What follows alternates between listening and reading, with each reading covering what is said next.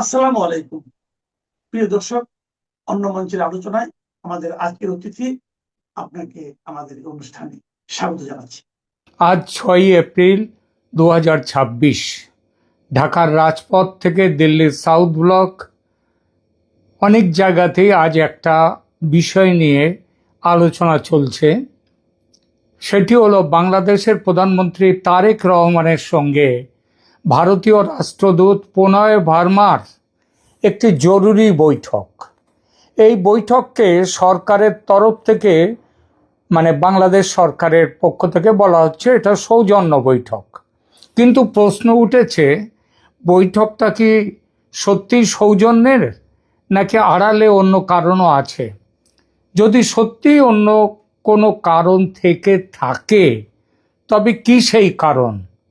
তারেক রহমান সরকার ক্ষমতায় এসেছে 17ই ফেব্রুয়ারি, 1.5 মাস হয়েছে সবে। তার মধ্যে প্রধানমন্ত্রীর সঙ্গে আগে একবার সৌজন্য সাক্ষাৎ করেছেন ভারতীয় রাষ্ট্রদূত প্রণয় ভার্মা। এখন আবার হঠাৎ নতুন করে সৌজন্য জানাবার কি প্রয়োজন পড়ল? বিশেষ করে যখন বাংলাদেশ সংসদে বিভিন্ন গুরুত্বপূর্ণ বিষয়ের ওপর আলোচনা চলছে ও প্রধানমন্ত্রী তারেক রহমান রীতিমতো ব্যস্ত সংসদের সেই সব আলোচনা নিয়ে, তখন আজ 6 এপ্রিলের সকালে ভারতীয় রাষ্ট্রদূতের কেন হঠাৎ সৌজন্য সাক্ষাতের দরকার পড়ল? কি এমন গুরুত্বপূর্ণ বিষয় যে পূর্ব নির্ধারিত সূচি না থাকা সত্ত্বেও প্রণয় ভার্মা দেখা করতে চাইলেন প্রধানমন্ত্রীর সঙ্গে, এবং প্রধানমন্ত্রী তারেক রহমান রাজিও হয়ে গেলেন সাক্ষাৎ করতে?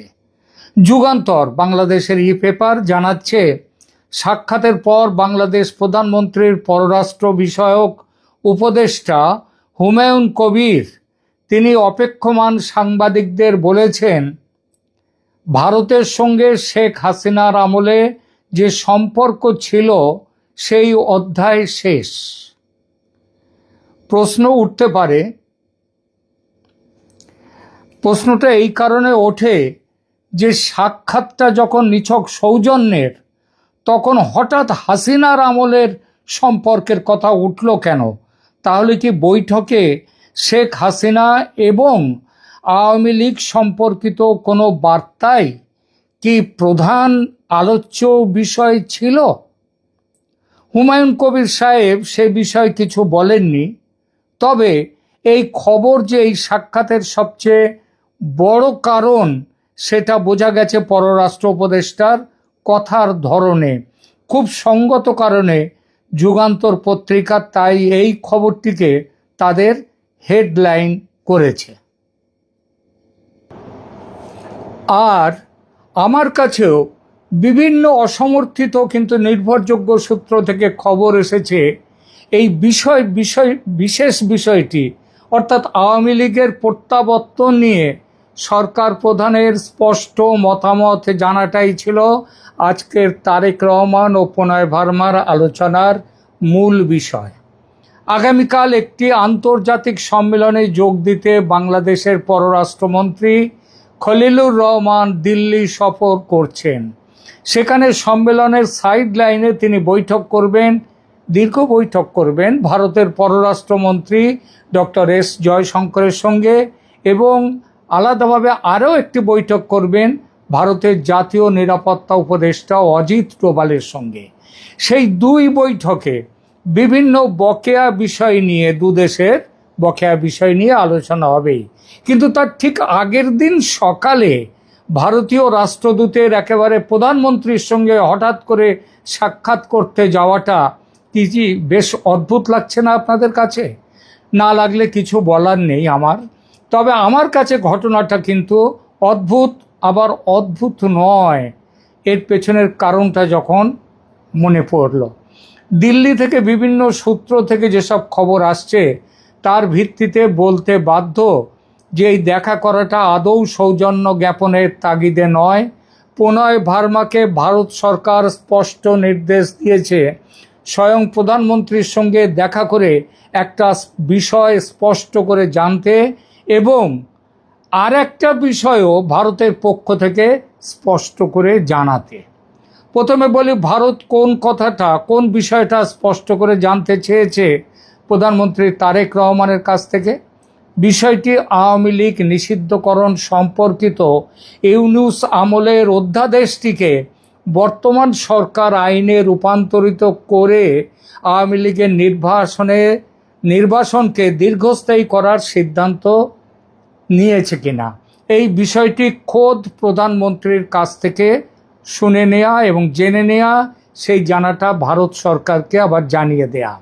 আর দ্বিতীয় কাজটি ছিল প্রণয় বার্মার, যে প্রধানমন্ত্রী তারেক রহমানকে জানানো যে আওয়ামী লীগের বিষয়ে বাংলাদেশ সরকার যে সিদ্ধান্ত গ্রহণ করবে তার ওপর নির্ভর করবে বাংলাদেশের সঙ্গে সম্পর্ক স্বাভাবিক ও উন্নত করার বিষয়টি।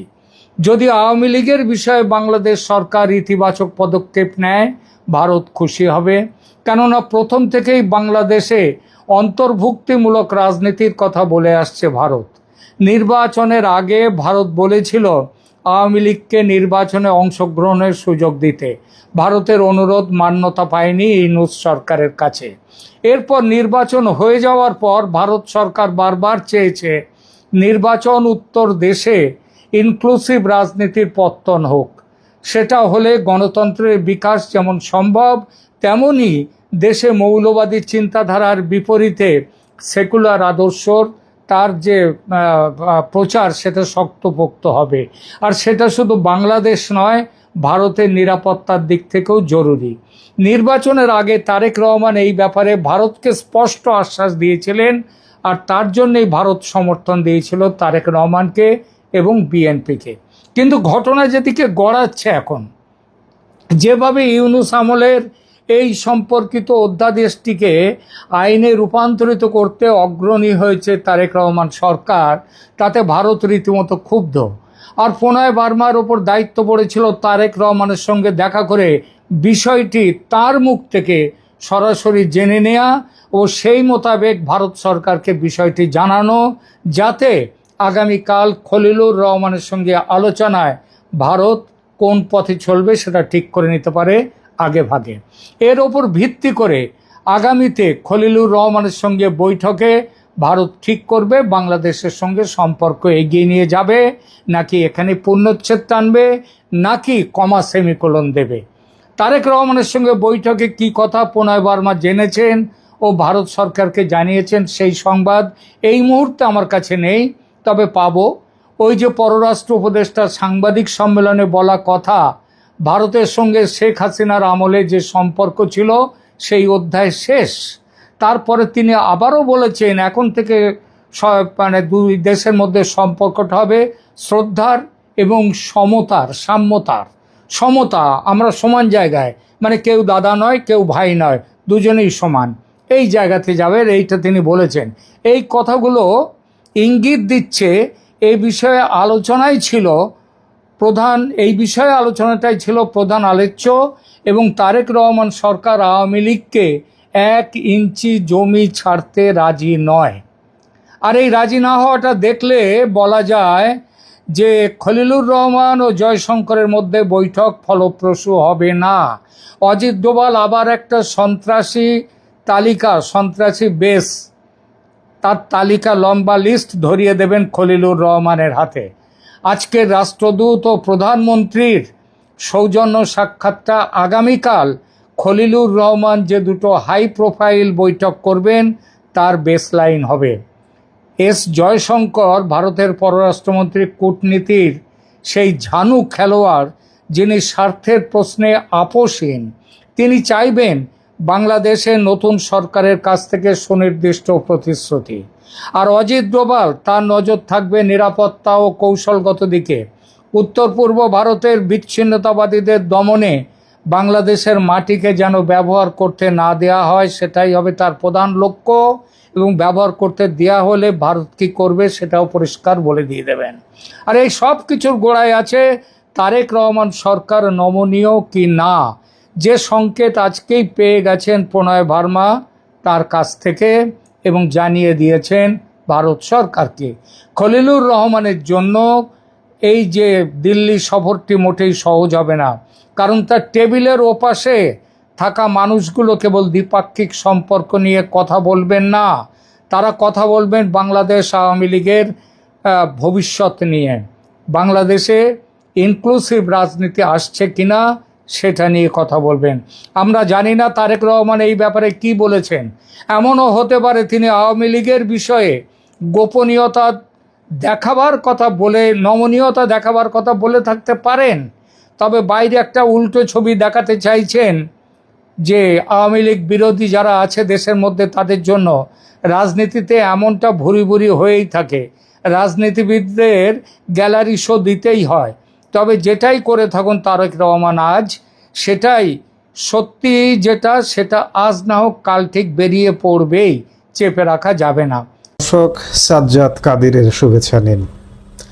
আপনারা জানেন যে আগামীকাল মঙ্গলবার বাংলাদেশের নয়া পররাষ্ট্রমন্ত্রী খলিলুর রহমান, নয়া সরকারের পররাষ্ট্রমন্ত্রী খলিলুর রহমানের সফর হতে যাচ্ছে। বলতে পারেন দিল্লিতে খলিলের অগ্নিপরীক্ষা। তারেক রহমান সরকারের নিকট দিল্লির একগাদা অস্বস্তিকর প্রশ্ন অপেক্ষা করছে। বাংলাদেশে তারেক রহমানের নেতৃত্বে বিএনপি সরকার দায়িত্ব নেওয়ার পর এই প্রথম কোনো বড় কূটনৈতিক সফরে দিল্লি যাচ্ছেন পররাষ্ট্রমন্ত্রী খলিলুর রহমান। আগামীকাল মঙ্গলবার দিল্লিতে শুরু হতে যাওয়া এই সফরকে ঘিরে এখন দক্ষিণ এশিয়ার রাজনীতিতে বইছে আলোচনার ঝড়। নির্বাচনের মাত্র 1.5 মাসের মাথায় বন্ধুত্বের হাত বাড়িয়ে দেওয়া এই সরকারের জন্য দিল্লির টেবিলে কি অস্বস্তিকর প্রশ্ন অপেক্ষা করছে। আজকের এই ভিডিওতে আমরা দেখব কেন জামাত বিরোধী ম্যান্ডেট নিয়ে ক্ষমতায় এসেও বিএনপির অবস্থান নিয়ে চিন্তিত ভারত, পাকিস্তানের সঙ্গে প্রতিরক্ষা সমঝোতা আর কলকাতায় হামলার হুমকির পেছনে লুকিয়ে থাকা রহস্য কি। পুরো ভিডিওটা অত্যন্ত গুরুত্বপূর্ণ, তাই শেষ পর্যন্ত আমাদের সাথেই থাকুন। বাংলাদেশের পররাষ্ট্র মন্ত্রণালয় সূত্রে জানা যাচ্ছে, ডক্টর মোহাম্মদ ইউনূসের নেতৃত্বাধীন অন্তর্বর্তী সরকারের আমলে ভারতের সঙ্গে দ্বিপাক্ষিক সম্পর্কে যে স্থবিরতা তৈরি হয়েছিল তা কাটিয়ে তোলাই খলিলুর রহমানের মূল উদ্দেশ্য। সম্পর্কের সেই পুরনো উষ্ণতা ফিরিয়ে আনার জন্য একটি রোডম্যাপ তৈরি করতে চায় ঢাকা। খলিলুর রহমানের সঙ্গে এই সফরে থাকছেন তারেক রহমানের পররাষ্ট্র বিষয়ক উপদেষ্টা হুমায়ুন কবির এবং মন্ত্রণালয়ের 2জন কর্মকর্তা। ভারতের বিদেশমন্ত্রী এস জয়শঙ্করের পাশাপাশি তারা বৈঠক করবেন ভারতের জাতীয় নিরাপত্তা উপদেষ্টা অজিত দোভালের সঙ্গেও। তবে এখানে একটি বড় খটকা রয়ে গেছে। কূটনৈতিক বিশ্লেষকরা বলছেন, প্রতিনিধি দলে বাংলাদেশের নিরাপত্তা ক্ষেত্রে কোনো শীর্ষ কর্মকর্তা নেই, যা নিয়ে ভারতের মনে বড় প্রশ্ন দেখা দিয়েছে। বৈঠক হবে নিরাপত্তা উপদেষ্টার সাথে, কিন্তু পররাষ্ট্রমন্ত্রী, পররাষ্ট্র বিষয়ক উপদেষ্টা এবং পররাষ্ট্র মন্ত্রণালয়ের কর্মকর্তারা ভারতের জাতীয় নিরাপত্তা উপদেষ্টার সাথে বৈঠক করবেন। এটি খাপছাড়া নয়। দিল্লির অস্বস্তির সবচেয়ে বড় কারণ হলো পাকিস্তান কানেকশন। ভারতীয় কূটনীতিকদের দাবি, ইউনূস সরকারের আমলে পাকিস্তানের সাথে যে প্রতিরক্ষা সহযোগিতার শুরু হয়েছিল বিএনপি সরকার তা এখনো এগিয়ে নিয়ে যাচ্ছে। গত মাসেও পাকিস্তানি হাই কমিশনার ইমরান হায়দার বাংলাদেশের পররাষ্ট্রমন্ত্রী সালাউদ্দিন আহমেদের সাথে বৈঠক করেছেন। সবচেয়ে চাঞ্চল্যকর তথ্য হলো, গোয়েন্দা রিপোর্ট অনুযায়ী পাকিস্তানি গোয়েন্দা সংস্থা আইএসআইয়ের এক ঊর্ধ্বতন কর্মকর্তা জুনায়েদ আহমেদ একটা সাধারণ পাসপোর্ট নিয়ে সম্প্রতি ঢাকা সফর করেছেন। এবং একই সাথে এর সাথে যুক্ত করা দরকার যে বাংলাদেশের সামরিক গোয়েন্দা প্রধান, ডিজিএফআই প্রধান নয়াদিল্লি সফর করে এসেছেন দায়িত্ব নেওয়ার সাথে সাথে। সফর করে আবার তিনি ইসলামাবাদ সফরে গেছেন। এর বাইরে গুঞ্জন উঠেছে যে বাংলাদেশের অস্ত্র কারখানায় পাকিস্তানের পরমাণু অস্ত্র বহনে সক্ষম শাহিন ব্যালিস্টিক ক্ষেপণাস্ত্র তৈরির প্রস্তাব দিয়েছে ইসলামাবাদ। এর মাঝেই পাকিস্তানের প্রতিরক্ষা মন্ত্রী খাজা আসিফ 2 দিন আগে কলকাতায় হামলার হুমকি দিয়ে পরিস্থিতি আরও জটিল করে তুলেছেন। স্বাভাবিকভাবেই প্রশ্ন উঠছে, ইসলামাবাদ যদি হামলা করে তবে সেই ল্যান্ডিং প্যাড কি যশোর, খুলনার মাটি হবে? এই বিষয়ে বাংলাদেশের অবস্থান কি তা স্পষ্ট জানতে চাইবে ভারত। 12 ফেব্রুয়ারি নির্বাচনে বিএনপি যখন জয়লাভ করলো, দিল্লি তাকে ইতিবাচক হিসেবে দেখেছিল। কারণ তথ্য বলছে আওয়ামী লীগের বড় একটি অংশ এবং ধর্মীয় সংখ্যালঘুরা জামায়াতের উত্থান রুখতেই বিএনপিকে ভোট দিয়েছিল। কিন্তু 1.5 মাসের শাসন আমলে দিল্লির পর্যবেক্ষণ হলো তারেক রহমানের সরকার সেই জামায়াত বিরোধী ম্যান্ডেটের প্রতি সঠিক বিচার করছে না। একদিকে স্বরাষ্ট্রমন্ত্রী সালাউদ্দিন আহমেদ 72-এর সংবিধান রক্ষায় দৃঢ় ভূমিকা রাখায় ভারত প্রশংসা করছে, কিন্তু অন্যদিকে সংসদের শোক প্রস্তাবে সাজাপ্রাপ্ত রাজাকারের নাম ঢোকানো কিংবা 32 নম্বর ধানমন্ডিতে ফুল দিতে যাওয়া নারী ও শিশুদের ওপর আইনি ব্যবস্থা নেওয়াকে ভারত ভালোভাবে দেখছে না। দিল্লির আরো কিছু প্রশ্ন রয়েছে, যেমন ইউনূস সরকারের আমলে আটক হওয়া শাহরিয়ার কবির, আবুল বারাকাত বা আসাদুজ্জামান নূরের মতো বুদ্ধিজীবী এবং শ্যামল দত্ত, মোজাম্মেল বাবু কিংবা সাধু চিন্ময় কৃষ্ণ ব্রহ্মচারীর মতো সংখ্যালঘু নেতাদের মুক্তির ব্যাপারে সরকার কেন নীরব? অথচ ইউনূস সরকারের মুক্তি দেওয়া জঙ্গি নেতারা বাইরে বেরিয়ে আবারও সংগঠিত হচ্ছে। অবশ্য বিএনপি নেতা ও বর্তমান সংস্কৃতি মন্ত্রী নিতাই রায় চৌধুরী আশ্বাস দিয়েছেন যে জামাতের কাছে মাথা নোয়ানোর প্রশ্নই ওঠে না। তার মতে জামাতের রাজনীতি আলাদা এবং বিএনপির চায় সংঘাত এড়িয়ে দেশ গঠন করতে। প্রধানমন্ত্রী তারেক রহমান ভিন্ন মত সত্ত্বেও ঐক্যবদ্ধভাবে এগিয়ে যাওয়ার পক্ষপাতে। দিল্লির হাই কমিশনার রিয়াজ হামিদুল্লাহ মনে করছেন এই সফরে অনেক জট কেটে যাবে এবং সম্পর্কের নতুন অধ্যায় শুরু হবে। ভারত তার প্রতিবেশী সুলভ উদারতা কিন্তু বজায় রেখেছে। ভারতের পররাষ্ট্র নীতির একটা পলিসি আছে, সেটি হচ্ছে প্রতিবেশী প্রথম, নেইবারহুড ফার্স্ট। সেই নেইবারহুড ফার্স্ট পলিসির আওতায় গত 2 বছরে চাল ও নিত্যপণ্যের সরবরাহ ঠিক রেখে বাংলাদেশের বাজার স্থিতিশীল রেখেছে দিল্লি। এমনকি বিশ্বব্যাপী জ্বালানি সংকটের মধ্যেও তারেক রহমান সরকারের আহ্বানে সাড়া দিয়ে অসম থেকে পাইপলাইনের মাধ্যমে ডিজেল সরবরাহ শুরু করেছে ভারত। ইতিমধ্যেই প্রায় 22,000 টন ডিজেল বাংলাদেশকে সরবরাহ করেছে। বিশ্লেষকরা বলছেন এই জ্বালানি সংকটে কিন্তু শ্রীলঙ্কার সরকার পতনের কারণ হয়েছিল, যা থেকে তারেক সরকারকে রক্ষা করেছে ভারত।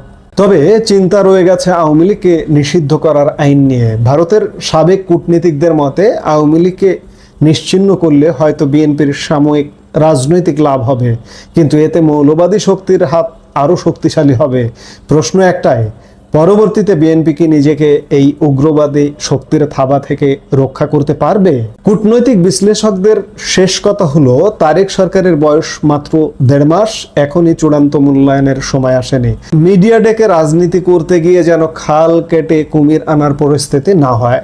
খলিলুর রহমানের এই দিল্লি সফর কি পারবে অবিশ্বাসের দেয়াল ভাঙতে? আপনাদের কি মনে হয়? কমেন্ট করে আমাদের জানান। এই মুহূর্তের ভিডিও থেকে বিদায় নিতে চাইছি। সবাই ভালো থাকুন, সুস্থ থাকুন।